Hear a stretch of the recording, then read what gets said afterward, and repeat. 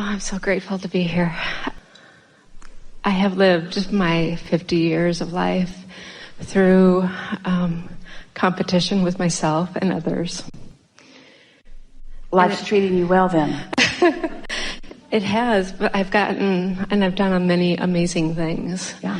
And now I'm at this point where I want to continue on doing amazing things. And I'm fighting between repeating the striving for Well, you don't have to do that.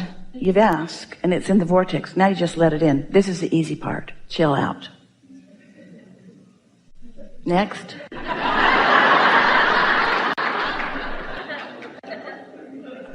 We said we get you. We didn't say you'd get us. Oh, I just want to relax and allow. What we said to you, did it make sense? Conceptually. Do you accept that you did step 1 and that Source has done step 2? And so your work right now is step 3. And that really is about relaxing. Here's the thing that is tripping you up. Trips a lot of people up. You ask, you don't realize that it's answered. And you don't realize that now you've asked, your work is to relax and let it in. So you keep asking. You continue to stay in step 1. Well, step 1 is a different vibration than step 3. Step 1 is utilizing the contrast, acknowledging what you don't want. There's so much resistance in step 1 that you can't let it in. So you got to find some way to get out of step 1. So can you feel the presence of the striving still within her? And so that tension that you feel is your indication of that continual striving, which is continual step 1ing, which is in the way, you see. So that's why we like to explain how it works, so that you know what to do when. Let's say that you've decided that you're going to have a successful skydiving experience. And they've explained to you what you're going to do, but you get the steps all out of order. And so when you're still in the airplane, you pull the ripcord. And then you say, okay, now I'm going to jump. And everyone says, no, don't do it. Don't go yet. In other words, you got the steps out of order. And so what happens with so many of you, you do step 1, we do step 2. Then you do step 1 and we do step 2. And then you do step 1 and we do step 2. And then you do step 1 and we do step 2. And then you do step 1 and we do step 2. And then you do step 1 and we do step 2. And you say, this stuff doesn't work. And we say, at some point, you gotta relax with some attitude of faith or trust that the process is working for you.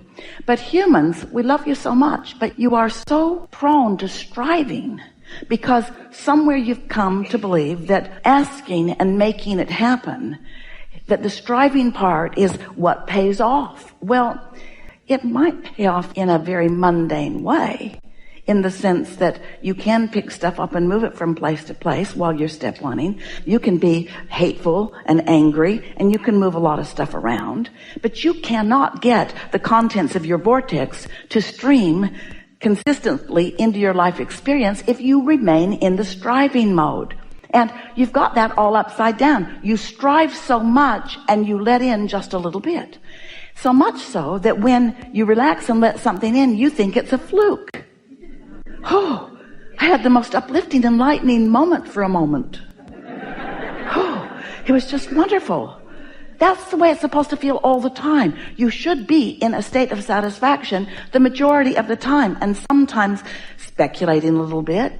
Step 1 is a good step unless you're striving. When you ask with expectation, that's asking and allowing at the same time. That is so delicious. But when you ask while you doubt, when you ask while you fear, when you ask while you're mad, when you ask when you're guilty or blameful, then you just put tension into the equation, you see. So we're appreciating your opening remarks, and it is our expectation that as we move forward, that you'll find some ways of relaxing a little bit in all of this. Thank you so much. You want to talk about something specific, and we'll give it 2 minutes? I would like to talk about my healing abilities, and I guess that's just allowing to. When you have healing abilities, and everyone does, but when you are exercising your healing abilities, it means you're in step 3. You're not striving, you're letting it in. The fact that you know how to do that, it's interesting. We hear from a lot of teachers and healers like you. I'm really good when I'm talking to other people about what's going on with them. Just not so good when I talk about the stuff that I've been pushing against my whole life. So a question that we want to put to you, think about it a little bit, don't work hard on it, is why is it easier for me to give somebody else the benefit of the doubt than it is myself? Why is it easier for me to expect good things to come to somebody else than it is myself? The answer is simple. It's just that you've been walking around with yourself thinking resistant thoughts about yourself and through yourself. You think all the time. Esther came out of the hair salon the other day, and while her car was in the parking lot at the garage, someone bumped it a little bit and bent the license plate frame and damaged the grill a little bit. So she had taken it in for repair, and now it's in the parking lot and it's all bright and shiny and new again. So she's walking out to the parking lot and she says, well, hello, Cadillac. Do you like your new nose? And your new grill?